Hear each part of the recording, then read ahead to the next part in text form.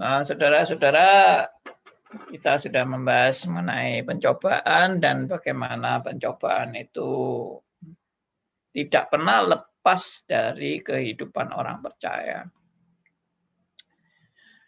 Bahkan justru kalau Tuhan mengasihi kita, kita malah tidak akan dilepaskan dari pencobaan. Nah, ini yang unik ya. Saya melihat dan saya menyimpulkan dari keseluruhan Alkitab bahwa pencobaan itu adalah salah satu wujud bentuk kasih Allah bagi kita.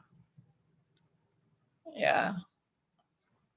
Nah, ini yang uniknya itu di sini. Jadi pencobaan itu adalah salah satu bentuk atau wujud daripada kasih Allah kepada kita.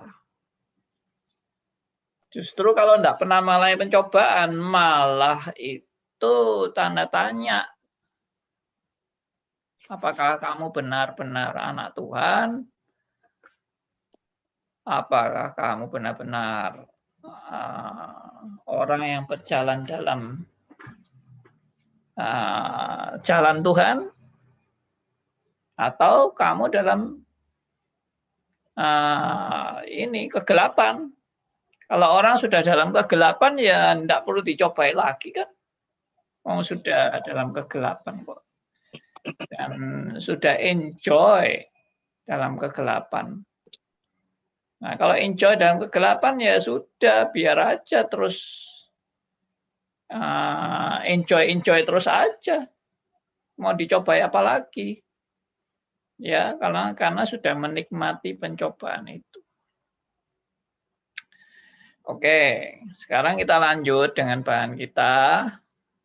Ya, kita memakai buku karangan John Owen dan judulnya adalah Pencobaan yang sudah diterjemahkan oleh Momentum. Saudara kalau mau beli bukunya silakan. Saya tidak dapat komisi dari iklan ini. Nah, tapi pasti buku ini sangat bagus ya, dan saudara pasti diberkati. Apalagi dengan mengikuti acara kita dari awal tentang pencobaan. Saudara kalau mau ikut bisa lewat YouTube. Semuanya tidak ditutup YouTube-nya, semuanya terbuka. Tapi memang belum sempat diedit. Jadi ya apa adanya lah, video kita itu apa adanya, yang di YouTube itu apa adanya. Saudara kalau mau cepat meloncat atau mulai dari awal atau mulai dari tengah atau mulai dari mau berakhir, ya saudara bisa pindah-pindah kan dari YouTube itu.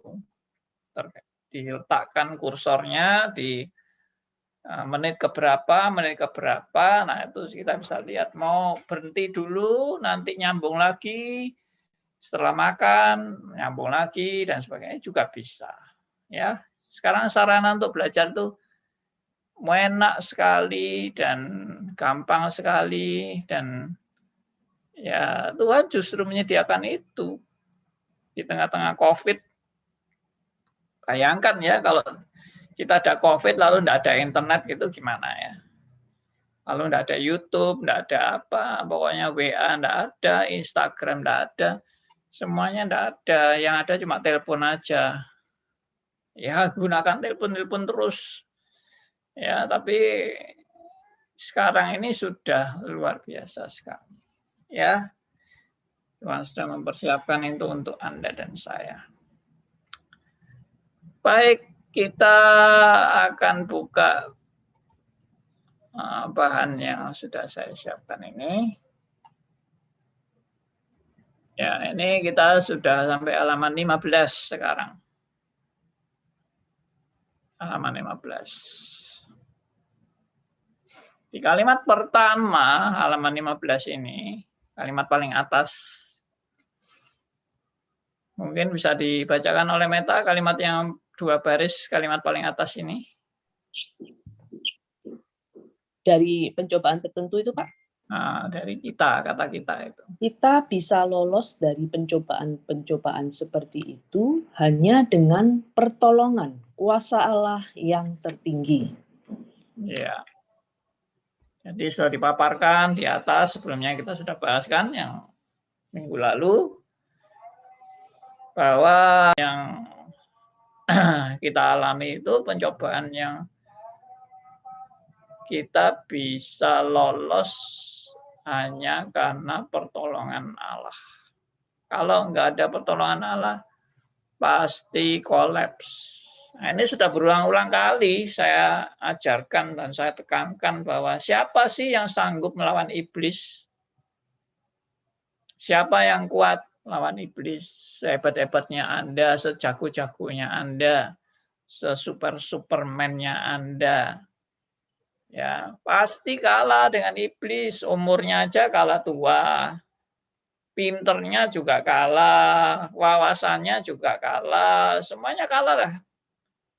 Siapa Anda yang berani menang? Tidak ada. Kecuali cuma satu, pertolongan kuasa Allah yang tertinggi.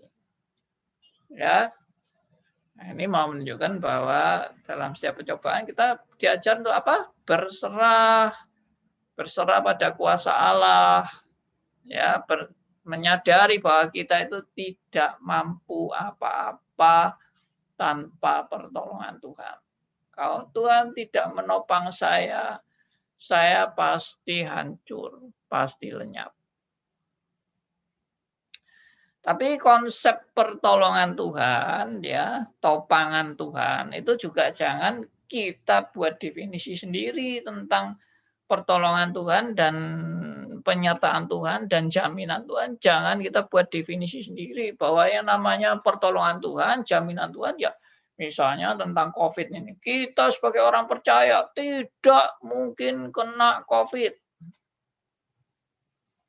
Ya, karena Tuhan menyertai kita, Tuhan memelihara kita, Tuhan melindungi kita. Kita tidak akan bisa kena COVID.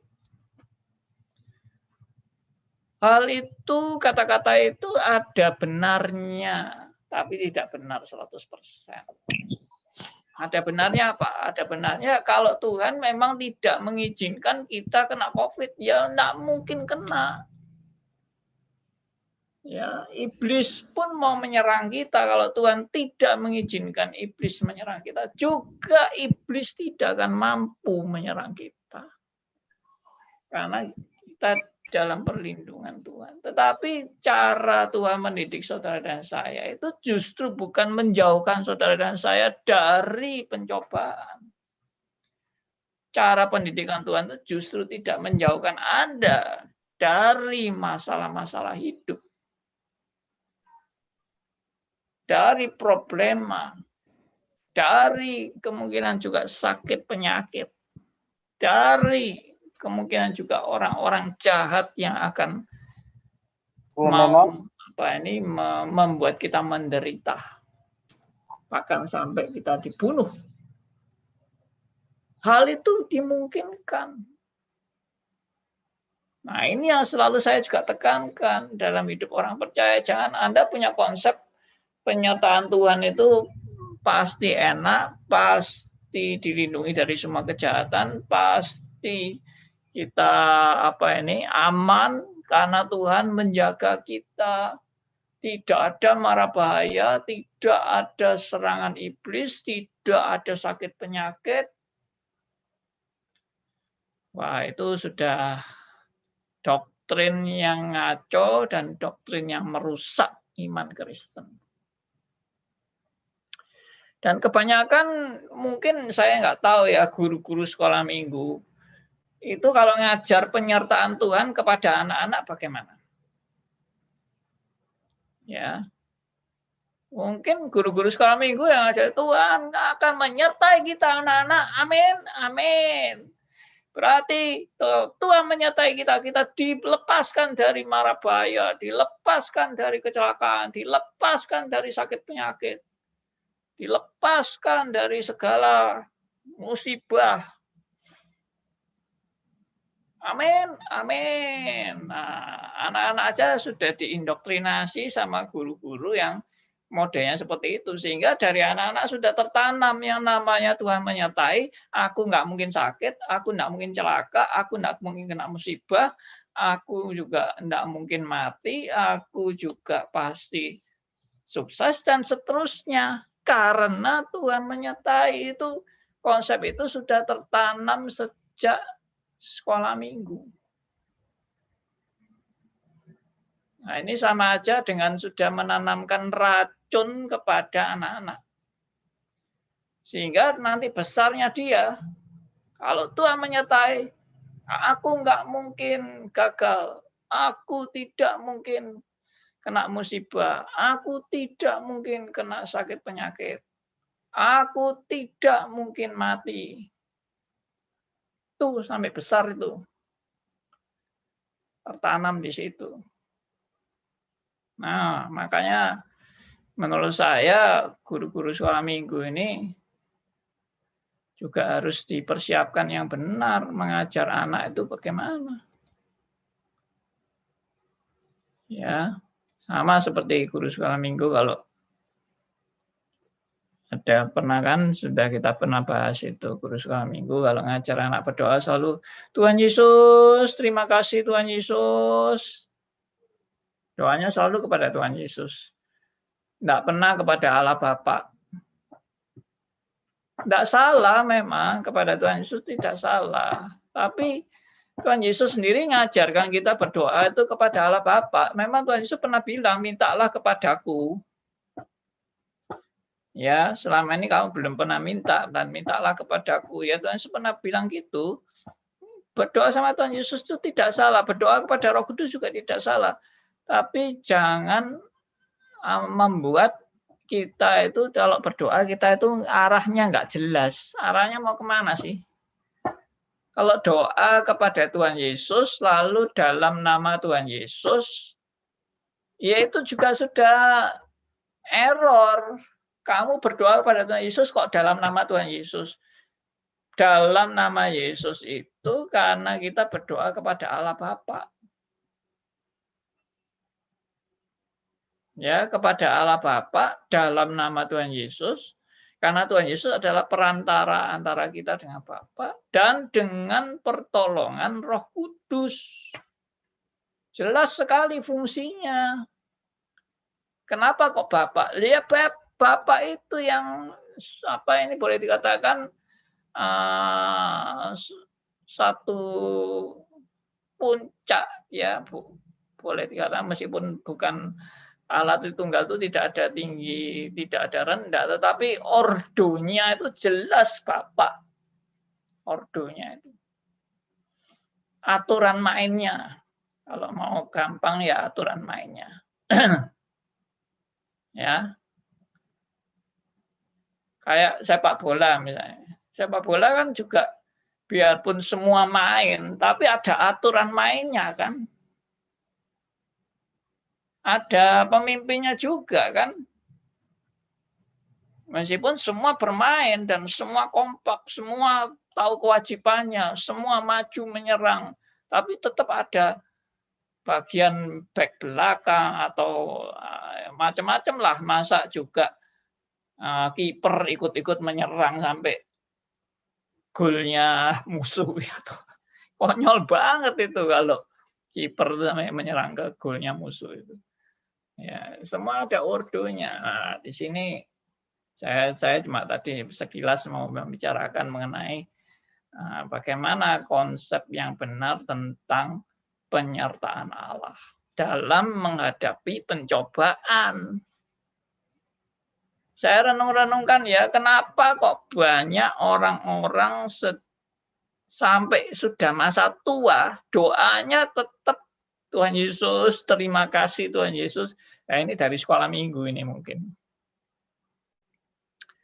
Sudah sampai masa tua ya sih tetap Tuhan Yesus terus doanya.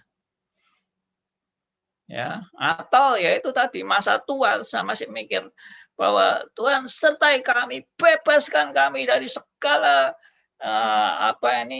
pencobaan, kami Kami percaya penyertaan-Mu akan membebaskan kami dari segala sakit penyakit, ya, segala musibah, ya. Tuhan membuang semuanya daripada hidup kita. Kenapa kok sampai tua konsepnya kayak gitu? Ya pasti karena diracuni teologi sukses, teologi kemakmuran, dan juga mungkin guru-guru sekolah minggu yang ngajari kayak gitu. Makanya hati-hati ya.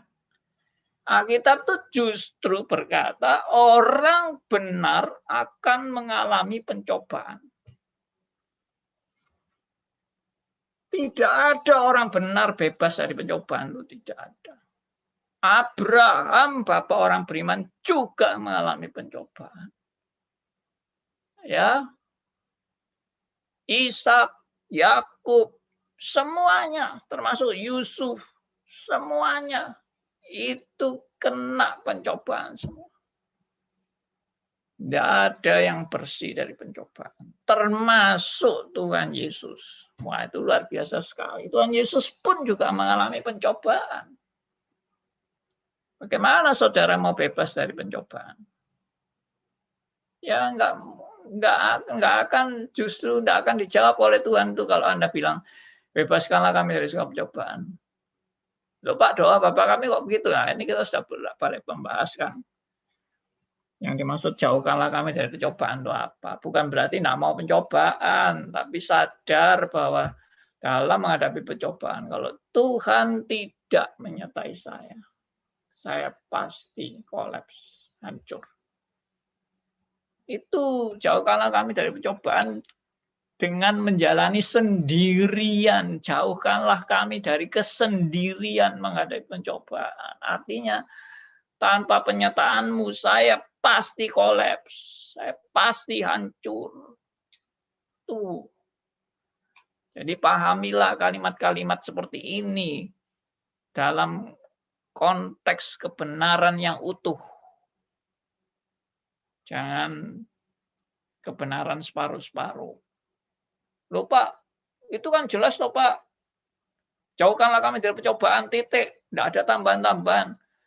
Anda itu baca Alkitab itu nggak mungkin dilepaskan dari pengajaran seluruh Alkitab. Ya kan? Kalau Alkitab bilang Yesus bertobat, bagaimana? Anda mau menerima Yesus itu bertobat. Sama seperti Anda bertobat. Tidak bisa kan? Kalau Alkitab bilang, kalau matamu berdosa, cungkillah matamu. Mau dicungkil sungguhan. Ya, kalau tanganmu berdosa, potong tanganmu. Mau dipotong tangannya. Ya. Nah, ini jadi kayak gini-gini kita harus membaca ayat itu di dalam pengertian yang komprehensif, ya, integrated, yang harmonis, tidak saling berkontradiksi satu yang lain. Oke, harap ini jelas. Baik. Nah, sekarang kita lanjut ya dengan kalimat berikutnya. Saya minta. Ya, saya baca, Pak. Ya, Meta membacakan. Dari ayat-ayat ini, kami menarik kesimpulan bahwa masuk ke dalam pencobaan berarti mengalami kekuatan perangkap pencobaan dalam tingkat yang biasa-biasa saja. Ada kalanya pencobaan itu seperti seorang penjajah barang yang sedang mengetuk-ngetuk pintu. Kita bisa mengabaikannya atau menyuruhnya pergi, dan dia pun pergi. Pada saat-saat lain, pencobaan bisa seperti seorang penjajah barang yang sudah masuk ke dalam rumah. Penjajah barang ini bukan hanya berketetapan untuk memasarkan barang-barangnya saja, ia juga bisa memperlihatkan barang-barangnya yang sangat menarik. Ya. Coba diteruskan aja. Kalau pencobaan itu hanya mengetuk-ngetuk pintu, kita bebas mengabaikannya. Ketika pencobaan sudah melewati pintu dan masuk ke dalam ruang hati kita, maka kita masuk ke dalam pencobaan. Ketika seseorang masuk ke dalam pencobaan, dia mengalami kekuatan pencobaan dari dua sumber. Bagian yang C. Sampai di situ dulu. Oke, Pak. Pencobaan itu dikatakan berarti mengalami kekuatan perangkap pencobaan dalam tingkat yang biasa-biasa aja. Ini saya kaitkan dengan kamu dicobain tidak akan melebihi kekuatanmu.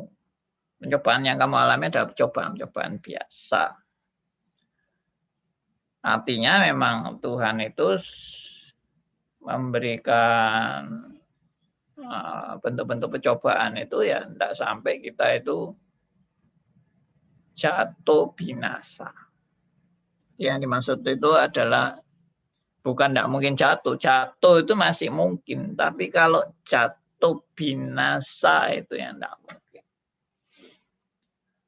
Lalu kenapa disebut pencobaan itu biasa saja? Karena pencobaan yang dari setan itu disebut di sini ada dua macam kategori atau langkah setan untuk mencoba. Yang pertama ketok-ketok pintu dari luar.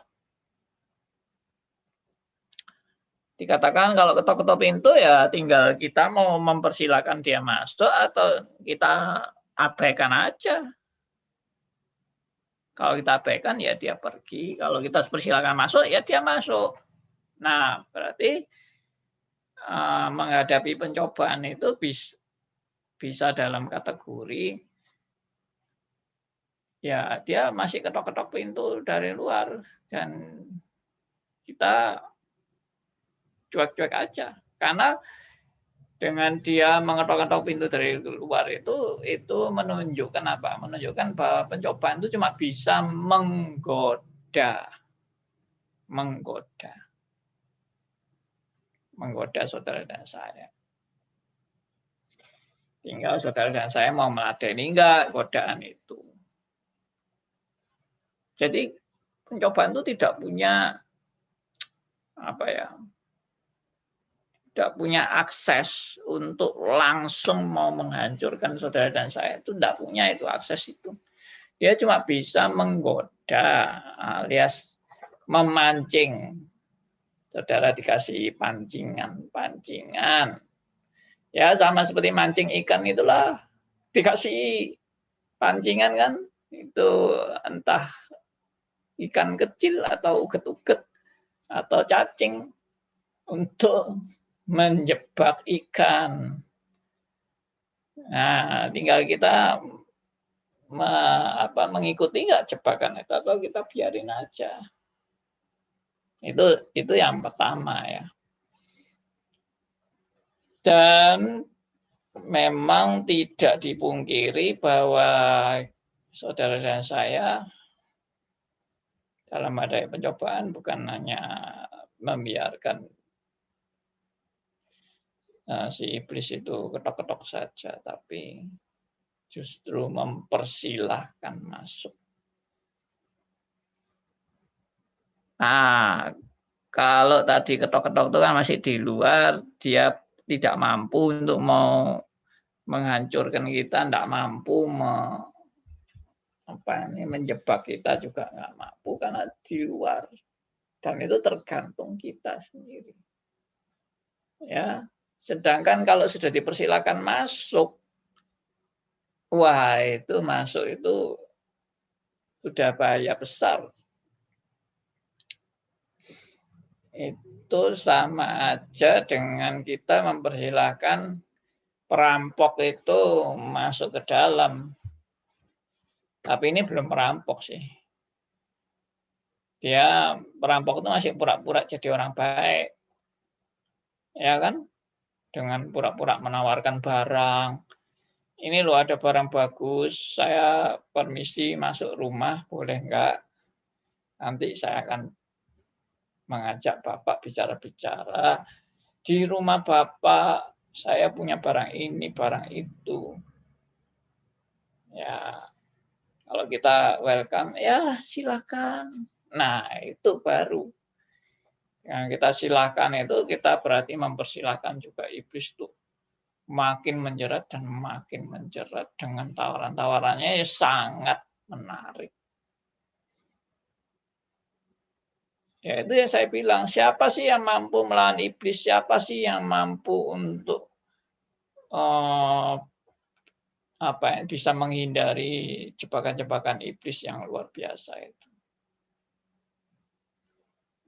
Ya pasti kalah lah, saudara dan saya pasti hancur. Jadi kalau kita sudah mempersilahkan masuk, ya berarti sudah welcome. Jeratannya itu makin luar biasa jeratannya. Ya, makin dalam jeratannya. Dan itu makin mengikat. Ya, makin menarik, makin mengikat, makin menarik, makin menjebak saudara dan saya. Nah, inilah hati-hati. Kita kalau sudah mengalami seperti itu, kita buka pintu, lalu kita mulai menikmati, aduh itu sudah bahaya besar dan sudah warning, ya lampu merah, warning, supaya kita berhenti. Tapi biasanya juga nggak mau berhenti karena sudah terlanjur menikmati, sudah terlanjur enak, sudah enjoy. Ya, sama seperti Daud itu kan berzina dengan Batseba, dia nikmati itu, dia merasa enjoy sekali dan dia tambah terjerat dengan luar biasa. Kalau sudah seperti itu sudah seperti gambarannya yang saya pernah bilang apa? Seperti orang yang berenang dalam lumpur. Ya, orang berenang dalam lumpur itu tambah lama tambah tenggelam. Seluruh badannya tenggelam, dia mau naik, tidak bisa, mau naik malah tambah turun, mau naik tambah turun, naiknya sampai megap-megap sampai menutup jalan nafasnya. Nah, seperti itulah orang yang terjerat. Saudara tidak bisa keluar dengan kekuatan Anda sendiri, kecuali Tuhan memberikan anugerahnya dan mengangkat saudara dari lumpur itu. Ya, dan itu pasti Tuhan lakukan kepada anak-anak Tuhan. Ya sudah terlanjur jatuh, tapi Tuhan masih mau mengangkat.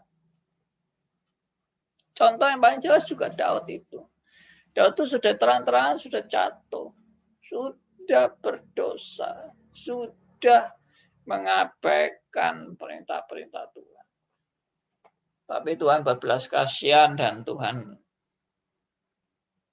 mengirim Nathan kepada Daud supaya bertobat. Akhirnya Daud disadarkan oleh Nathan. Iya, itu namanya anugerah Tuhan. Mungkin ada orang bilang, di dalam saya berdosa, saya menikmati dosa. Tuhan tidak mengirim saya nabi untuk menegur saya. Tuhan membiarkan saya, sudah ya, saya enjoy aja. Dalam menikmati dosa-dosa saya. Tuhan belum menegur saya, Tuhan belum mengoreksi saya enjoy terus. Nah, hati-hati. Hati-hati dengan pemikiran-pemikiran yang model seperti ini. Karena nanti bisa suatu saat Tuhan itu menghajar saudara dan saya dengan hajaran yang langsung bikin kaku. Bikin KO itu mungkin maksudnya ya kita ngalami kolaps mungkin. Entah kena stroke, entah mengalami kerugian yang fatal, ya, entah apa, itu tetap dalam rangka Tuhan mengasihi saudara dan saya. Jadi meskipun malah musibah, mungkin juga sakit penyakit, mungkin juga masalah, tapi itu tetap wujud kasih Tuhan bagi saudara dan saya. Jadi marilah kita terus-menerus memperbarui konsep berpikir kita bahwa Tuhan itu kadang-kadang juga menginginkan kita itu jatuh. Tanda petik ya. Menginginkan kita jatuh supaya tahu rasanya jatuh itu kayak apa. Dan supaya belajar dari kejatuhan. Belajar juga setelah jatuh bersandar pada Tuhan untuk bangkit. Itu Tuhan semua yang punya rencana. Iblis memang ingin menjatuhkan kita, tapi menjatuhkannya lain sama Tuhan mau menjatuhkan kita. Kalau Tuhan menjatuhkan kita supaya kita sadar, kita insight, dan melalui kejatuhan itu kita kembali kepada jalan kebenaran. Kalau iblis mau menjatuhkan saudara dan saya, untuk saudara dan saya menikmati dosa terus-menerus sampai binasa, itu keinginan iblis. Jadi sama-sama mencobai, Tuhan pun juga mencobai, iblis juga mencobai. Tapi tujuannya sangat berbeda 180 derajat. Ya. Nah, mari kita renungkan kebenaran-kebenaran ini untuk kita tidak terjebak pada kenikmatan-kenikmatan yang ditawarkan oleh iblis. Ya. Oke, saya berhenti sampai di sini. Mungkin ada teman-teman yang mau sharing atau mau bertanya, saya beri kesempatan. Kembali kepada Meta. Terima kasih Pak Andi untuk penjelasannya yang tambah hari membuat kita semakin memikirkan betapa kecilnya kita di hadapan Allah jika kita tidak bergantung kepada Dia. Dan dari apa yang disampaikan Pak Andi, ada beberapa hal yang mengingatkan kita, yaitu kita hanya bisa lolos dari pencobaan itu jika kita benar-benar bergantung kepada kuasa Allah. Dan di dalam kuasa Allah itu kita memiliki senjata peperangan ya, untuk kita boleh melawan pencobaan yang datangnya dari iblis, yang hanya dibuat dengan satu tujuan, supaya kita sebagai anak-anak Allah terus jauh persekutuannya dengan Allah sendiri. Dan kita harus berhati-hati terhadap seluruh pencobaan ini. Dan ketika kita memiliki firman Tuhan, kita seharusnya akan memberikan porsi yang lebih di dalam hidup kita. Untuk kita boleh menggumulkan firman-Nya di dalam saat teduh kita, di dalam acara-acara persekutuan, ataupun di dalam acara seperti RMC Today pada hari ini. Dan juga kita juga boleh berdoa kepada Tuhan untuk terus diberikan kekuatan di dalam menjalani seluruh pencobaan yang mungkin datangnya dari iblis. Pertanyaan-pertanyaan yang terkait dengan topik hari ini yang akan menambah pembelajaran kita akan firman Tuhan pada hari ini, saya persilakan jika ada yang ada di dalam Zoom ini ingin menanyakan langsung, silakan. Ya, saya mau tanya. Silakan ya, Pak. Ya, pagi Pak Andi. Pak Aryo dulu ya. Ya. Jadi jadi providensi Allah itu kalau terhadap umat pilihannya bisa berupa providensi plus, bisa providensi minus. Tapi semuanya ditujukan untuk pendidikan dia supaya dia naik kelas.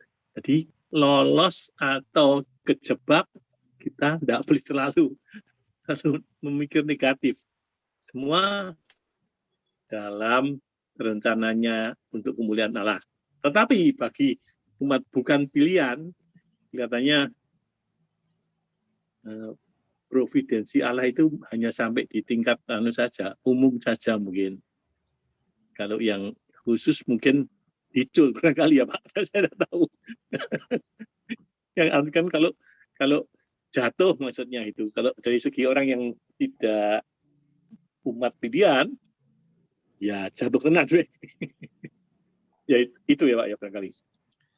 Memang dua-dua itu kerjasama seolah-olah memang antara iblis dan Allah memang satu teamwork yang kekal luar biasa. Ya, memang luar biasa memang ya. Tapi masing-masing memang punya tujuannya masing-masing. Tetapi tetap dalam kontrol Allah. Ya itu aja. Oke. Baik. Ya memang kalau dalam konteks mereka yang bukan orang pilihan, Allah hanya memberikan anugerah umum saja, itu yang pertama. Yang kedua, tidak ada janji Allah dalam konteks keselamatan bagi mereka yang bukan orang pilihan. Jadi hanya sampai kepada anugerah umum. Dan bisa juga orang yang bukan dalam konteks orang pilihan ini enjoy aja hidupnya. Malah boleh dikata jarang sekali mengalami pencobaan. Dia nikmati. Hidup itu dia nikmati. Dan justru dengan dia nikmati hidup itu dia tidak memerlukan Tuhan yang benar. Ya. Atau dia menikmati dengan Tuhan yang palsu. Berhala-berhala palsu. Ya kan? Menyembah Allah palsu. Dan dia nikmati itu. Jadi dia tidak pernah merasa bersalah, tidak pernah merasa berdosa, tidak pernah merasa aku harus koreksi diri untuk menyembah Allah yang mana, enggak merasa.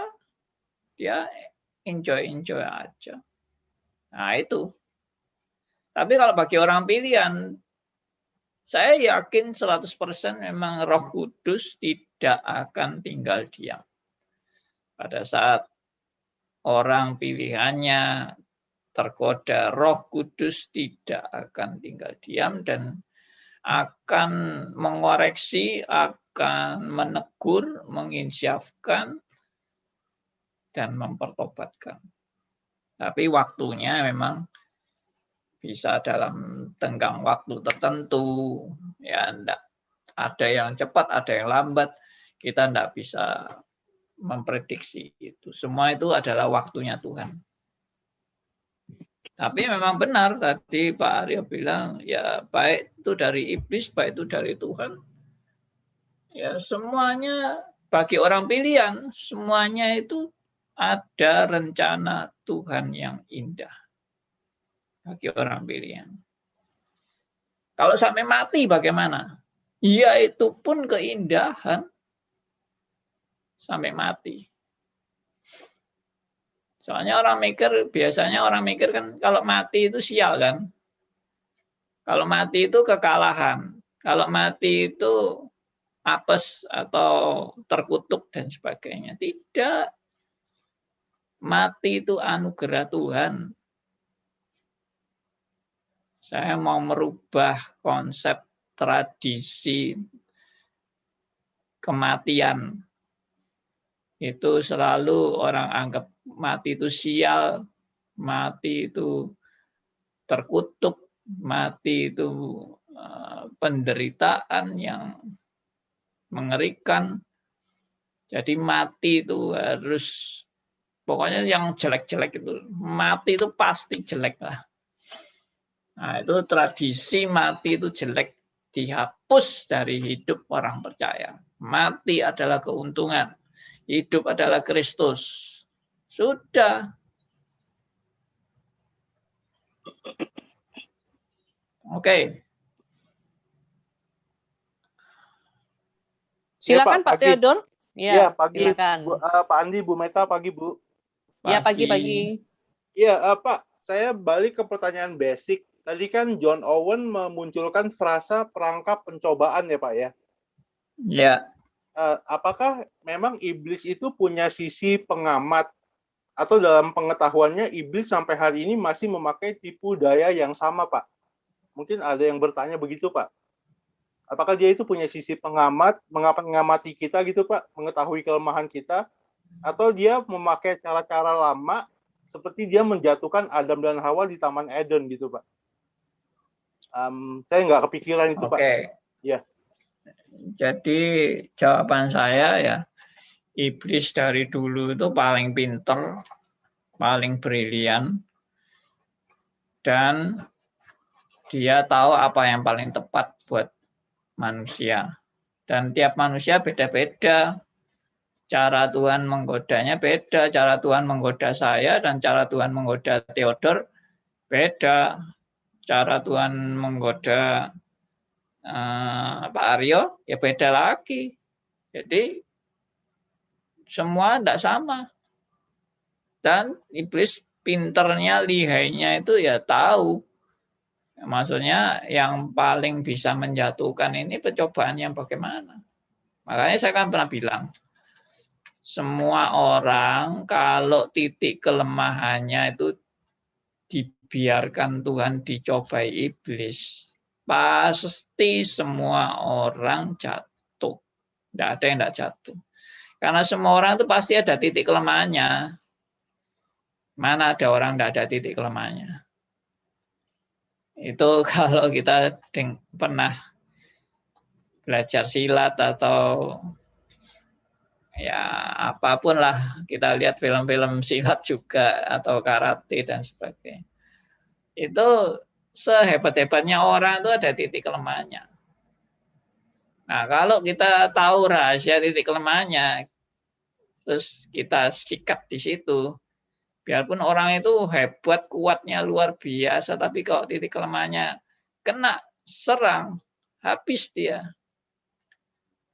Nah, ini bukan manusia dan manusia, ini iblis mau menghancurkan manusia, dan iblis itu lihainya bukan main untuk tahu titik kelemahannya saudara dan saya. Mau apa lagi saudara mau membela diri dan merasa saudara sanggup melawan iblis. Sudah, wis jangan mimpi saudara sanggup melawan iblis. Pasti habis tanpa pertolongan Tuhan. Itu yang saya dari awal tadi kan. Spirit saya, kalau saya baca bukunya John Owen ini, spirit yang Tuhan berikan pada saya benar-benar tidak berbeda dengan spirit yang diberikan Tuhan kepada John Owen dan semua orang reform klasik. Spiritnya pasti sama. Ya, bahwa tanpa pertolongan Tuhan kita habis. Sudah. Kalau Arminian kan enggak. Arminian, kamu harus kuat, kamu harus bisa, kamu harus bertahan. Kamu harus menunjukkan kesetiaanmu pada Tuhan. Kamu harus mampu. Ya. Siapa kita yang mampu itu? John Calvin juga amat sangat reformnya kental sekali. Pengenalan dia akan manusia yang tidak layak dan total bergantung hanya kepada Tuhan. Ya, saya senang dengan pemahaman reform klasik ini karena itu justru itu kejujuran, memaparkan manusia apa adanya, tidak menipu, tidak membujuk, dan tidak palsu. Kalau saudara hebat, saudara luar biasa, saudara pasti sanggup, ya, saudara pasti bisa. Itu pasti tipuan deh. Itu bukan Alkitab. Oke. Pagi, Pandi. Pagi, Bapak Elia. Masih ada waktukah? Ada, Pak. Masih 10 menit lagi. Oh, berarti Oh, saya sudah harus dikasih memperbaiki. lampu hijau, Pak. Ya, silakan. Berarti saya harus memperbaiki jam dinding saya. Thank you. Pak, tadi saya menyimak tentang pencobaan mengetok pintu, Pak. Kok bagus sekali ya pencobaan permisi. Pandi, aku mau ngobok-ngobok Anda. Boleh nggak? Wah, itu kan mengetok pintu, Pak. Cuma masalahnya saya melihat yang kemarin, Pak. Waktu Pak Keki berkeluh kesah terhadap problemnya, saya mau masuk loh, Pak. Cuma saya nggak masuk, Pak. Nah, itu merefleksikan kepada mengetok pintu. Kalau semua pencobaan mengetok pintu, bagus kita, Pak. Kita bisa milih. Itu pencobaan. Gua nggak mau buka pintu dah untuk kamu. Problemnya dia bukan seperti itu, Pak. Pencobaan Allah sekarang. Wih, dia manis sekali. Dia sepertinya baik sekali, tapi di dalamnya busuk, Pak. Nah, itu gimana cara mengatasi hal ini? Kalau saya terlepas dari motivasi ya, kalau motivasi yang itu adalah iblis ya kita tahu lah ya. Tapi kalau itu adalah malaikat terang, bukan malaikat terang, itu adalah dari Tuhan. Gimana caranya? Kita melihat apakah kita mau membuka pintu? Dulu waktu saya masih remaja, betul-betul Pak saya terjebak dan akhirnya Tuhan rubah setelah pada waktunya. Ya itu dulu Pak, thank you. Baik. Ya memang John Owen bilang pencobaan itu bisa bentuknya hal yang mengancam dan bisa bentuknya hal yang manis. Kalau mengancam itu kan you tolak Yesus, kalau enggak mati. Nah, itu mengancam. Tapi yang manis-manis itu, wah, ya itu dikasih tawaran-tawaran yang menggiurkan. Dunia aku serahkan kepadamu. Tapi sembahlah aku. Tapi yang ketok-ketok itu tadi, apakah semua orang menyadari akan ketok-ketok? Enggak, itu hanya ilustrasi aja ketok-ketok itu. Artinya begini, iblis itu bertahap. Maksudnya bertahap itu tidak langsung apa yang dia lakukan itu langsung menjerat kita.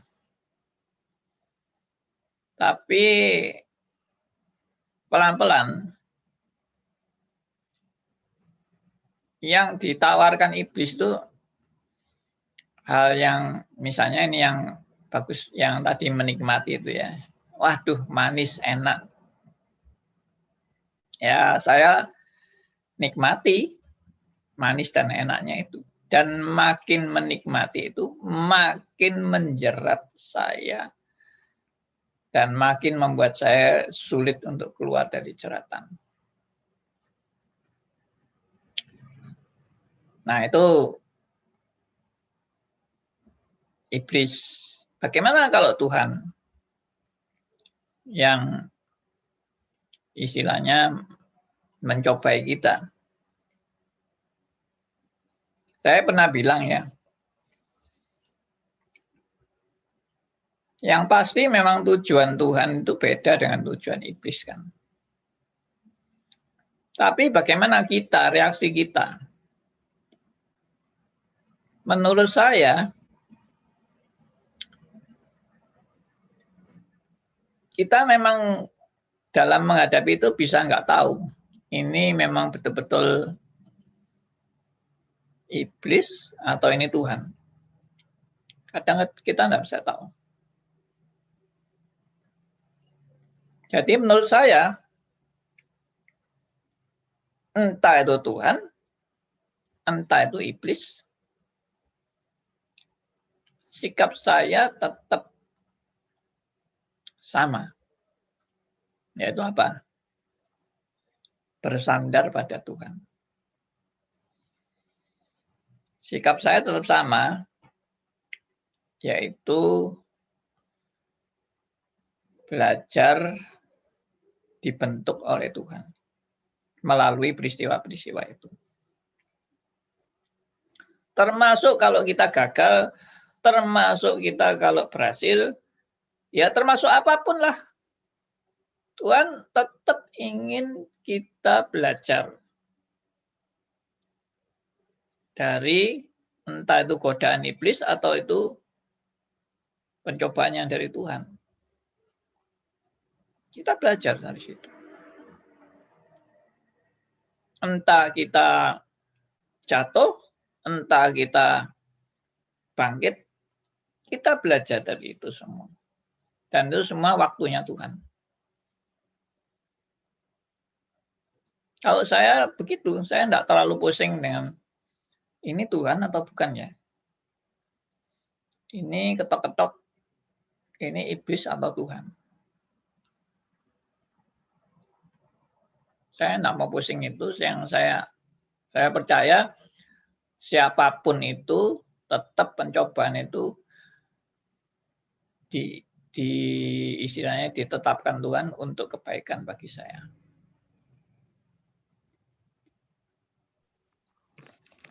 Terima kasih Pak Andi. Terima kasih. Saya saya melanjutkan dikit ya.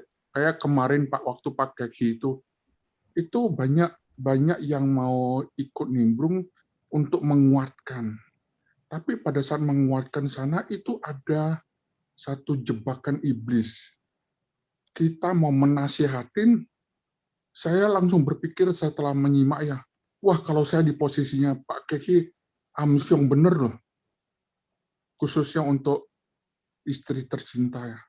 Nah itu loh Pak, antara kita mau ikut, maksudnya kita baik, tetapi kurang bijaksana, karena bijak sini, jadi akan menyakitkan perasaan Pak Keki. Thank you, itu saja. Iya. Enggak apa-apa. Menyakitkan perasaannya Pak Keki pun juga baik untuk Pak Keki. Karena itu juga salah satu jenis pencobaan juga.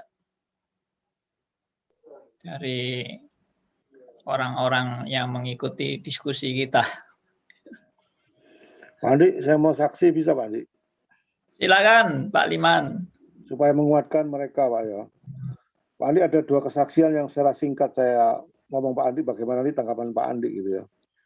Pertama pada waktu tahun lalu itu bulan Maret, saya cerita Pak Andi, semua ditutup Pak ya. Lockdown semua. Jadi pekerjaan saya itu dimatikan semua Pak. Jadi seolah-olah saya tidak ada pengharapan sama sekali dalam bidang bisnis. Karena dari situ saya makan, dari situ saya ditutup Pak. Ya. Tetapi setelah berjalan 2 minggu itu ada suatu jalan keluar itu Pak. Jadi saya tidak termenung-menung untuk menurunkan nasib, tapi saya berpikir sedemikian rupa bagaimana jalan keluarnya. Ternyata Tuhan kasih jalan keluar Pak. Saya cari usaha lain, ternyata itu berhasil gitu Pak. Ya. Aku berhasil, katakan berhasil. Gitu. Katakan kok begitu nggak sangka gitu Pak. Secara apa tuh keterpurukan, tapi kata-kata keterpurukan itu ada satu bidang lagi sih bisa saya terobos gitu Pak. Nah itu berhasil Pak. Ya. Saya ngambil satu sikap Pak ya. Atau sikap ini benar apa enggak menurut Pak Andi. Pada waktu saya khotbah Pak Andi ya. Saya khotbah di gereja besar, gereja kecil, desa-desa. Kalau besar tuh saya dikasih PK Pak. Saya terima Pak. Kalau besar. Yang kecil itu saya tidak terima Pak. Dan setelah kejadian ini Pak, saya mengambil satu pemikiran. Setelah nanti pandemi selesai itu setelah saya khotbah, nanti saya tidak akan mau terima PK Pak. Karena begitu cintanya Tuhan sama saya, sampai saya terharu setengah mati. Itu saya mengatakan, Tuhan aku mau hidupku untuk Engkau. Sehingga saya bukan saya sombong, bukan saya kaya, tapi saya kepingin, tidak usah PK-PK. Saya terjun Tuhan full.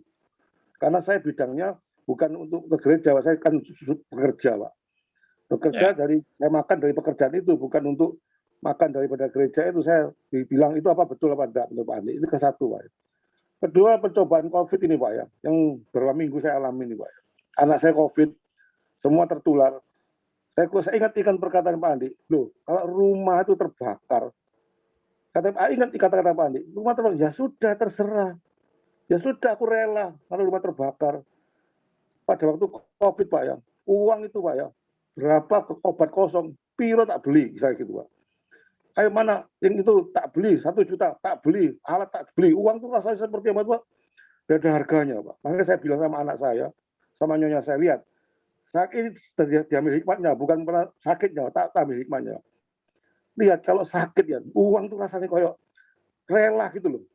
Pokok sembuh itu rela, obat apa dibeli. Loh, tapi itu Tuhan. Aku bilang gitu sama anakku, sama nyonya, lo sih hitung-hitungan. Oh, eman, nek itu udah dikasih cek sakit gini, wah dibeli, Pak. Beli. Rasanya gak eman, Pak. Tapi begitu sembuh untuk Tuhan, ini kerja ini. Nah, makanya saya bilang sama di tengah-tengah ini saya masuk untuk anak saya, untuk nyonya saya semua. Ini loh, Tuhan, ini hal ini Tuhan, kalau nanti sudah hitung-hitungan Tuhan. Semua untuk Tuhan, karena Tuhan, oleh Tuhan. Engkek no kabeh itu kasih untuk Tuhan. Bu hitung-hitungan waktu, tenaga, pikiran, keuangan. Itu yang saya maksud, Pak. Itu apa betul tanggapannya Pak Andi dengan keadaan seperti ini, Pak? Ya, baik. Yang pertama, tadi tentang persembahan. Itu saya pernah juga dapat didikan dari seorang hamba Tuhan tentang persembahan itu. Tapi ini bukan mutlak dan tidak menjadi rumusan, tapi yang penting motivasi yang benar. Jadi menerima persembahan itu, saya dulu waktu masih mahasiswa sekolah Alkitab, saya juga pelayanan di kampus, di Persatuan Mahasiswa Kristen juga, PMK. Dan tiap kali saya diundang, saya tidak pernah mau terima persembahan. Lalu, tidak tahu apakah terdengar sampai ke dosen saya. Nah, dosen saya yang juga membina Perkantas waktu itu, memanggil saya. Ya, beliau sudah almarhum. Lalu dia tanya sama saya, kamu kalau diundang ke mahasiswa itu, kamu dikasih persembahan enggak? Saya bilang iya. Kamu terima enggak persembahannya? Enggak. Kenapa kamu enggak terima? Ya saya kasihan sama mahasiswa, Pak. Mahasiswa kan terkenal tongpes, kantong kempes. Dan mereka juga banyak yang nggak punya, jadi saya kasihan dengan dana mereka yang terbatas, saya kembalikan. Langsung saya ditegur sama dosen saya itu. Wah, itu enggak benar itu. Loh, saya itu punya tujuan baik, kok bisa enggak benar itu gimana? Menurut saya loh ya. Lalu dia bilang, ya karena kalau kamu itu menolak, kamu sudah membuat image tertentu kepada orang yang ditolak persembahannya. Image-nya begini, image-nya, wah, hamba Tuhan ini ciamik ya, gak mau duit. Nah, dengan kata lain, akan menimbulkan perbedaan image terhadap hamba Tuhan yang mau terima duit. Oh, hamba Tuhan yang terima duit itu berarti memang mata duiten. Sedangkan hamba Tuhan yang tidak mau terima duit, wah itu baru hamba Tuhan sejati. Itu pun juga konsep saya dulu waktu masih mahasiswa. Saya kan bagian juga kadang-kadang kasih persembahan ke pembicara. Ada pembicara yang menolak, ada pembicara yang menerima. Nah, kadang-kadang itu timbul image itu tanpa sengaja gitu. Kalau yang menolak itu, waduh kita kagum ya. Luar biasa Mbak Tuhan ini, pengorbanannya luar biasa. Sedangkan yang menerima, Lo kok diterima, kok enggak dikembalikan persembahannya. Nah, kita langsung sepertinya sudah underestimate gitu dengan hamba Tuhan yang menerima. Nah, dia bilang begitu. Itu yang pertama. Yang kedua dia bilang, kalau kamu memang mau menolong jemaat itu, ya kamu bisa kasih persembahan yang orang nggak tahu. Caranya bagaimana? Ya caranya ya kamu waktu kantong kolektor diedarkan, ya kamu kasih persembahan dong kepada mereka dengan jumlah yang ya entah kamu mau sudah perkirakan misalnya persembahannya dia itu berapa, kamu mau kembalikan, kasih aja sejumlah yang persembahannya mereka mau kasih ke kamu tanpa mereka tahu. Dan kamu tetap menerima persembahan dari mereka. Ya, dari situ saya banyak belajar ya, bahwa memang mungkin saya kalau nolak-nolak terus itu seolah-olah saya itu sepertinya mau membuat suatu image yang berbeda dengan hamba Tuhan lain, padahal itu bukan tujuan saya. Betul, saya tahu seperti tujuan nanti Pak Liman bilang itu suatu pengucapan syukur dari saya karena saya merasakan kasih sayang Tuhan yang luar biasa. Nah, tetapi bedanya di sini, bedanya Pak Liman ini seorang businessman, ya kan? Nah, kalau memang businessman itu etikanya memang sebaiknya tidak menerima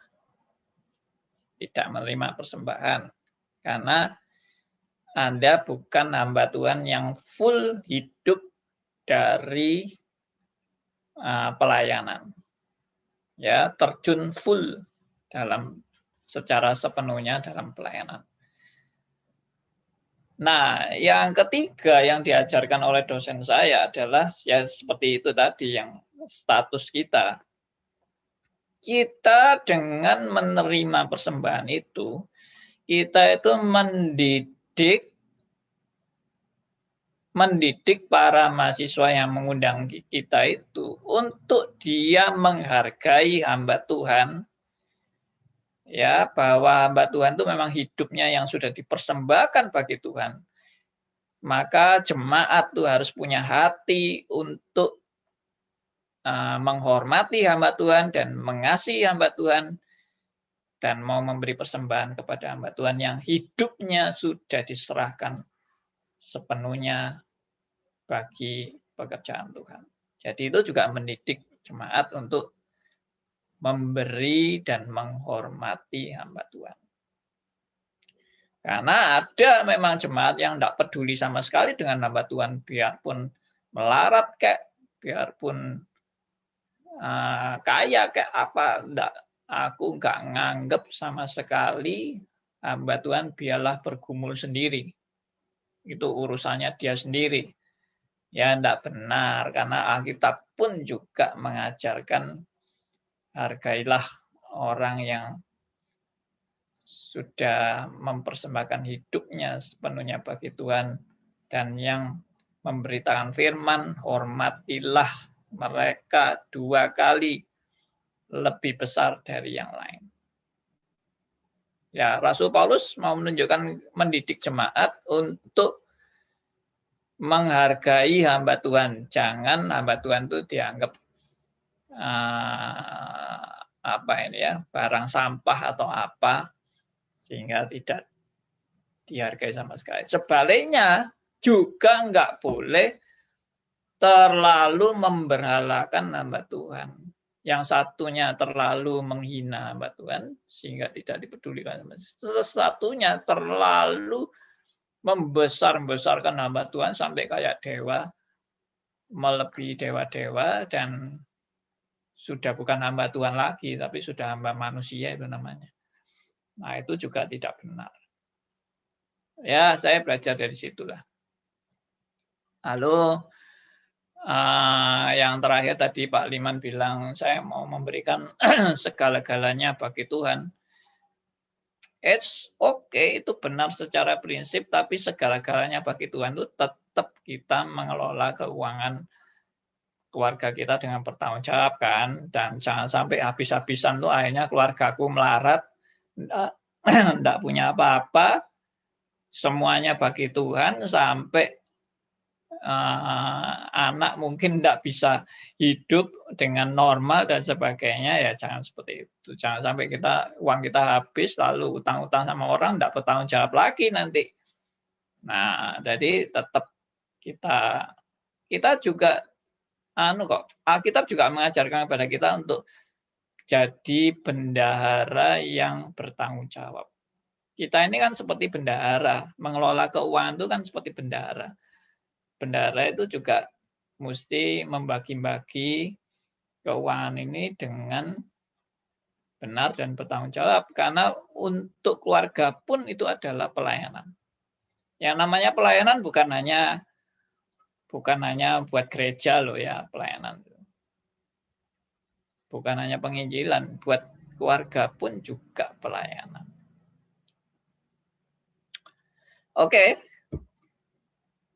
Ya, Pak Andi. Terima kasih Pak Andi. Sudah lebih ini ya. Pukul 10:10. Ya. Terima kasih untuk telah bergabung di acara RMC Today pada hari ini di Reform Media Center. Kita akan bertemu kembali pada hari Kamis RMC Today pukul 9 tentang Katekismus Heidelberg. Dan pada akhir dari acara ini, saya persilahkan untuk Bapak Pendeta Andi Halim boleh memimpin kita semua di dalam doa. Terima kasih. Baik. Oke, mari kita berdoa ya. Bapa yang di surga, kami bersyukur untuk belas kasihan Tuhan dalam hidup kami. Kami bersyukur untuk hikmat dan bijaksana Tuhan dalam membimbing kami langkah demi langkah, dalam menghadapi segala pencobaan. Tuhan pakai segala sesuatu untuk kami boleh lebih dekat kepadamu. Kami belajar daripada hikmat Tuhan, kami belajar memahami bahwa segala sesuatu terjadi untuk kami bertumbuh dalam pengenalan akan Tuhan, pengenalan akan firman-Mu, dan berkomitmen mengikut Tuhan, menerjemahkan firman dalam kehidupan sehari-hari, dan menjalankan amanat agung Tuhan Yesus. Terpujilah nama Tuhan, kami serahkan doa kami serahkan semua rekan-rekan dalam keadaan krisis COVID ini. Kami percaya Tuhan tidak pernah meninggalkan kami. Kami percaya Tuhan juga selalu menyertai kami. Kuatkanlah teman-teman kami yang sedang menghadapi pencobaan-pencobaan ini supaya mereka tetap teguh dan bersandar hanya kepada Tuhan dalam menghadapi apapun. Dalam nama Tuhan kami Yesus Kristus, Tuhan dan Juru Selamat kami yang hidup, kami berdoa. Amin. Terima kasih Pak Andi, terima kasih teman-teman semuanya. Terima kasih Meta. Tuhan berkati.